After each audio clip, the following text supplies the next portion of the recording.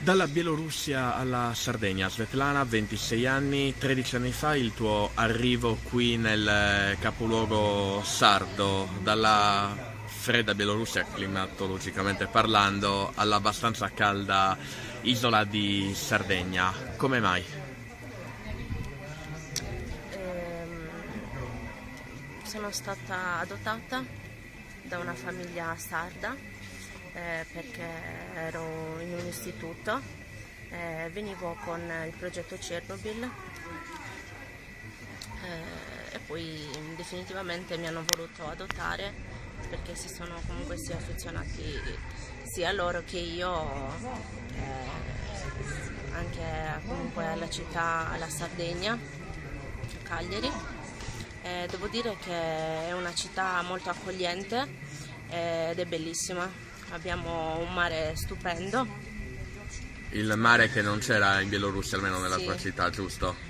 c'era la neve. C'era la neve. È abbastanza freddo anche.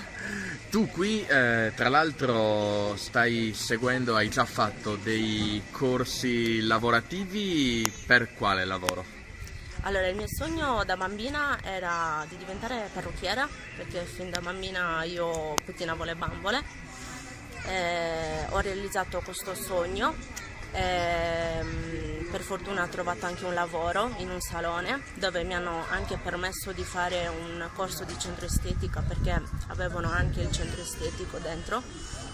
Quindi momentaneamente sto facendo anche quello. Per poi il mio sogno da grande è quello di aprirmi un salone e il centro estetico assieme.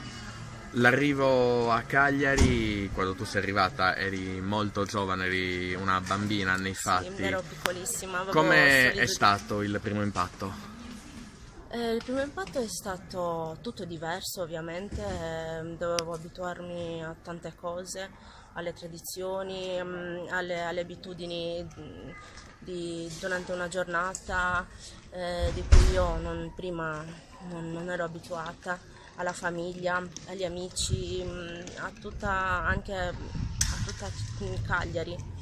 E poi nel tempo ti sei comunque ambientata. Sì, mi sono ambientata, poi sono stata accolta bene da tutti, da amici, famiglia, parenti, proprio da tutti. Il tuo sogno, quindi, che stai piano piano coltivando, è quello di fare la parrucchiera e anche l'estetista, di aprirti un centro estetico.